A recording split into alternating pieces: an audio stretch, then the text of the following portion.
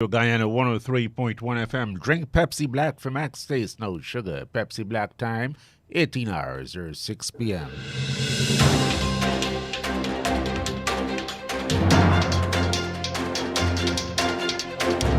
The news from Guyana, the region, and the world. Compiled in the News Talk Radio newsroom and powered by DemeraraWaves.com.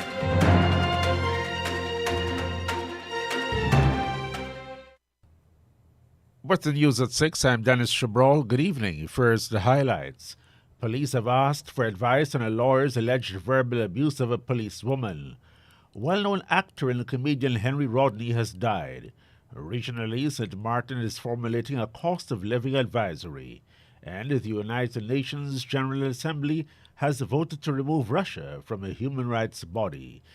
The details of these and other stories in a moment. The news comes to you with the compliments of Kentucky Fried Chicken, KFC. Planning to watch TV or listen to the radio or just enjoy a lime? Then grab a bucket of KFC finger-licking good chicken and enjoy the exciting taste of KFC and their branches on Vicindian Road, Mandela Avenue, Regent Street, Ink Street, Staburg Square, Breedenhoop, Parika, Movie Town, are now at the Amazonia Mall at Providence. Now open from 9 a.m. to 10:30 p.m. You'll always be enjoying the great taste of KFC. It's finger-licking good. And now the news in detail. The Guyana Police Force has sought the advice of the Director of Public Prosecutions on the alleged verbal abuse, including racially offensive remarks against a policeman by a city lawyer. Police Commissioner Clifton Hickens says the file was completed and it was sent for legal advice. News Talk Radio Guyana understands that the legal advice has been provided, but so far police have not said what is the nature of that advice. When asked whether woman Special Constable Shonat Bollers and lawyer Nirvan Singh have been questioned, Commissioner Hickens said an investigation was done. The police commissioner said Constable Bollers was still on duty, but not at the Cummings and Middle Streets location where the fracas allegedly occurred. The policewoman has since filed a private defamation lawsuit against the lawyer, in which she outlines her account of the events at the location where she had been posted to provide security services. Meanwhile, the Working People's Alliance, WPA, on Thursday called on Commissioner Hickens to treat the Bollers matter with the seriousness it deserves by launching an immediate investigation. A Guyana Defense Force GDF Skyvan on Thursday suffered an engine failure but landed safely at the Chadi Jagan International Airport. According to one of the sources, 10 soldiers were returning from Mabaruma Northwest District when the right engine failed due to a power surge while the aircraft was flying over the Essequibo River. Another source said an investigation would be launched into the currents that appear to have stemmed from bad weather. There was no reported visible damage to the plane.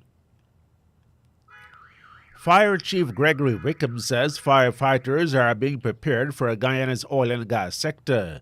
He says already 10 firefighters are being trained virtually.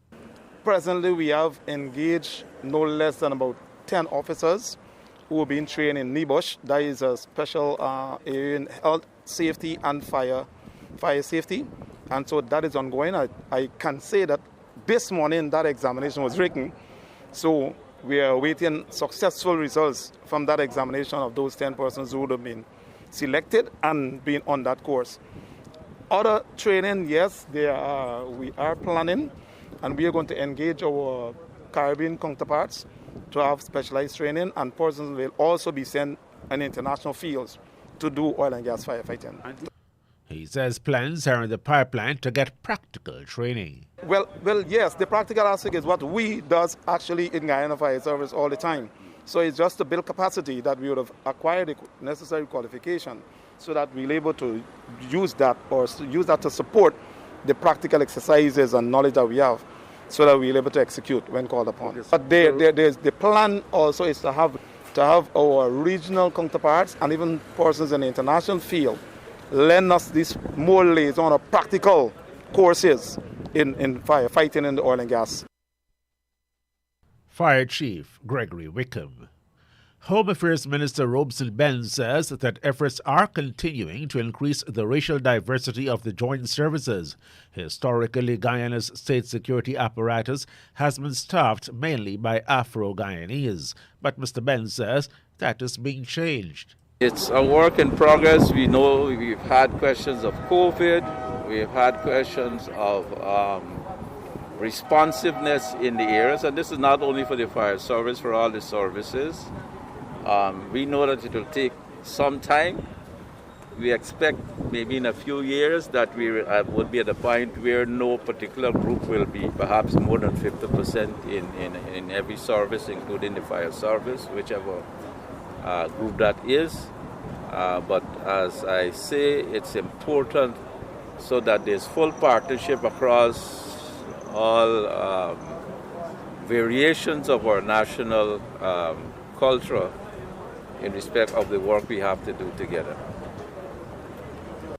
The Home Affairs Minister says creating greater racial diversity is aimed at boosting public confidence in the joint services. This is where the confidence in the services comes, where the service is being given in confidence, or the services themselves, not speaking for any particular one, is more concerned about itself or incestuous in some ways, or disdainful in other ways, or not predatory in other ways. So that this challenge is there in other jurisdictions, Trinidad, the London Metropolitan Police, the New York Police and Fire Services, and all those places. The question of what they call minority participation or wholesome participation is a critical one for all public services. Home Affairs Minister Robeson Ben. Watch here, I is a man. You understand? Men, we got to behave like men. We got to stand up and fight, and we got to put on we foot. I fed up at this stupidness. Me taking no more blicks. I put in a step for it once and for all. This enough is enough. I got no more wash my ears. The voice of well-known Guyanese actor, playwright, and comedian Henry Rodney. He died today. His daughter, Tamara Rodney, confirmed that Henry died in Brooklyn, New York. She thanked his fans and friends for their continued prayers, support, and well wishes. Ms. Rodney says their understanding and space are truly appreciated at this time, and she and family members are processing the loss as a family unit. And now we turn to news from the region. A leading Caribbean beverage manufacturer says a tax on sweetened drinks in Barbados should be two-tiered. We got the details about SM Jalil's position from Barbados today. One of the Caribbean's largest non-alcoholic beverage manufacturers is proposing a tiered tax system to replace the 20% tax on sugar-sweetened beverages imposed at the start of the month. Director of SM Jalil Beverages Barbados, Dr. Mikhail Mohammed, says he fully supports the fight against non-communicable diseases and obesity, but he insists the tax should be fairly applied. I try to encourage the government to do is to utilize the World Health Organization standards as an international benchmark, so that products that are above the 22.5 grams of added sugar per 250 ml, they are taxed at a disproportionately high rate because those are very bad for you, or no, I should say they are unnecessarily high in terms of sugar content. But the products that are below 22.5 grams per 250 ml serving size, then why not make them VAT-free and tax-free? So in addition to the fact that you educate the population that these products are in fact better for you because they have less free sugars, but you give an economic or a financial incentive by making these products cheaper, so that people can then have healthier products at a more affordable price. So you not only educate them, you get them to trade down from these unnecessarily high sugar content products to more healthier products. Dr. Mohammed added that authorities should not only target the beverage sector, but go even further to tackle other sectors producing highly sweetened products. He says his company has a plan to help the island's children in particular to drink more water. It's also disproportionate or inequitable to single out a subsector of the economy in terms of beverages that represent less than 10% of free added sugar consumption, where 90% of the free added sugars are unabated or untaxed, or that there is no move to reduce sugar contents in those products from a governmental perspective. What they're doing is disproportionately taxing one subsector. Now, I understand that carbonated soft drinks and are very high and empty calories. I'm a medical doctor, I understand all of these things, but all I'm just saying is from an equity perspective, they should have a more holistic approach to show that they're not singling out one particular subsector that represents less than 10% of the sugar consumption in Barbados. In addition to that, I would say that as a corporate entity, we obviously take this very seriously. And I, together with my brand ambassador, Alison Hines, we are trying to reach out to the Ministries of Health, the Ministries of Education, to the government as a whole, to principals, to allow us to do educational programs with schools, because we would love to get everybody to drink pure oxygenated water instead of carbonated soft drinks, my own included, at all levels of school, primary school, secondary school, tertiary education. We really want everybody to take the Cure Challenge, drink pure oxygenated water instead of carbonated soft drinks. That report from Barbados Today. The Antigua and Barbuda government has decided to further reduce the restrictions which governed during the COVID-19 pandemic. Government there says all persons entering Antigua and Barbuda from next Wednesday, that's the 13th of April, subject to any evidence regarding any new variant, shall be allowed to enter without vaccination. However, all those persons who are unvaccinated are required to submit a PCR test no more than 4 days old before boarding a flight to Antigua. This rule was already in place for nationals and the residents of the Twin Island nation. The lifting of the restriction now extends to tourists, visitors, and in-transit passengers. The Minister of Tourism reported that American Airlines continue to experience full flights to Antigua and that carriers lands 4 flights from Miami, New York, and Charlotte. St. Martin's Social and Economic Council has requested a cost of living advisory after conducting research. The advisory has been requested by Prime Minister Salveria Jacobs. The advice focuses on the cost of living of 2, 3, and 4 family households, monthly expenses, monthly income, basic needs, living wage versus the minimum wage, and the possibility of establishing a living wage threshold. The main objective of the Social and Economic Council's advice outlined the need for a 2-part study to be conducted on the cost of living and the price developments in St. Martin. The updated data will allow for the Social and Economic Councils to evaluate various opportunities for the intervention of government policy to better the socio-economic standing of the country. The Social and Economic Councils include a 6-month deadline for the research to be conducted, as the cost of living is a major issue. We now go to the BBC World Service for the latest bulletin of world news. Hello, I'm David Harper with the BBC News. The UN General Assembly has voted to suspend Russia from the Human Rights Council following reports of gross and systematic violations of human rights by Russian troops in Ukraine. The resolution garnered 93 votes in favour with 24 against. Neda Taufik is in New York. Ukraine's ambassador to the UN told the General Assembly that a vote to suspend Russia from the Human Rights Council was not an option, it was a duty to save the body. The 47 countries elected to the Council by their counterparts are required to demonstrate a good record on human rights and can be suspended if they commit gross and systematic violations. But what makes this all the more dramatic is that it's happening to one of the 5 powerful permanent members of the Security Council. None has ever been removed from any UN body. The US Secretary of State Antony Blinken has hailed what he called a growing coalition of countries united to support Ukraine against Russia's invasion. Speaking after a meeting of NATO's foreign ministers, Mr. Blinken said the US would not let anything stand in the way of sending Kyiv the weapons it needed. Nick Beek reports from Brussels. The NATO Secretary-General Jens Stoltenberg said allies would now be offering more to Ukraine, including Soviet-era weapons and, crucially, modern ones, a development in which the UK will be involved.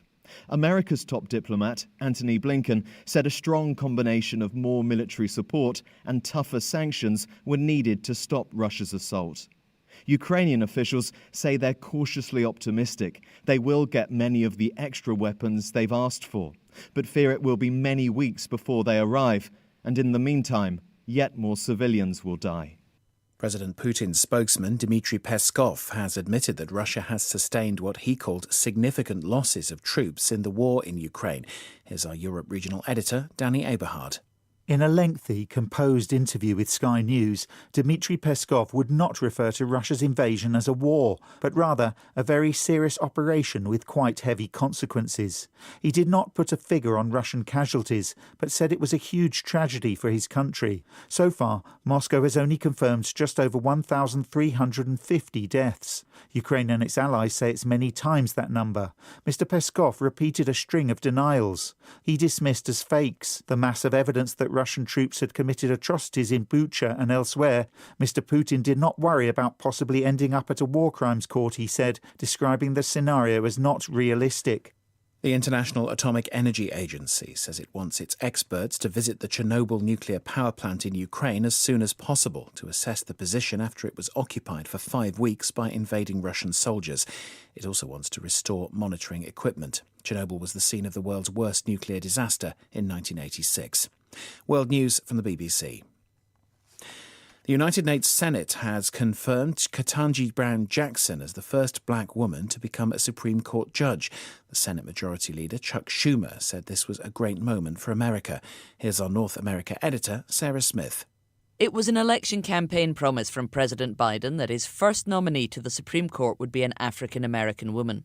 He held hands with Judge Jackson as they watched together the historic vote to confirm her place on the highest court in the United States, a process that was presided over by the country's first black Vice President, Kamala Harris. All 50 Democratic senators and 3 Republicans voted for Ketanji Jackson after a highly fractious and bitterly partisan confirmation process. Her appointment will not alter the ideological balance of the court, which has a 6-3 Conservative majority, as it prepares to make landmark decisions on abortion rights, gun control and religious liberty later this year.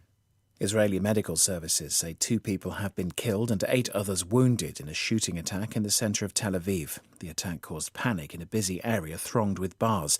There are unconfirmed reports that a gunman may still be at large. Saudi Arabia and Kuwait are sending their ambassadors back to Lebanon after they were withdrawn last November. The Saudi Foreign Ministry said the move was being made in response to the Lebanese Prime Minister Najib Mikati's commitment to taking measures to improve relations with the Gulf countries. The diplomatic row was triggered by remarks by the then Lebanese Information Minister, in which he criticised Riyadh's role in the war in Yemen. The New York Attorney General says Donald Trump has not turned over documents relating to his business practices that she demanded and has asked a judge to hold him in contempt of court. Letitia James also asked the judge to fine the former president $10,000 a day until he complies. Mr. Trump consistently denies any wrongdoing. Earlier, he told a newspaper he did not regret urging people to come to Washington for a rally on January the 6th last year. And that's the news to the moment. With immediate effect, KFC's The St. John Road drive-thru will be open up to 1 a.m. all week. The Movie Town drive-thru will be open up to 1 a.m. on weekends and midnight Monday to Thursday. The Mandela Avenue drive-thru will be open until 1 a.m. on weekends and 11 p.m. Monday to Thursday. New opening times for KFC's drive-thrus at the St. John Road, Movie Town and Mandela Avenue. And now for a recap of the highlights. Police have asked for advice on a lawyer's alleged verbal abuse of a policewoman. A well-known actor and comedian, Henry Rodney, has died. Regionally, St. Martin is formulating a cost of living advisory, and internationally, the United Nations General Assembly has voted to remove Russia from a UN human rights body. The news came to you with the compliments of Kentucky Fried Chicken, KFC.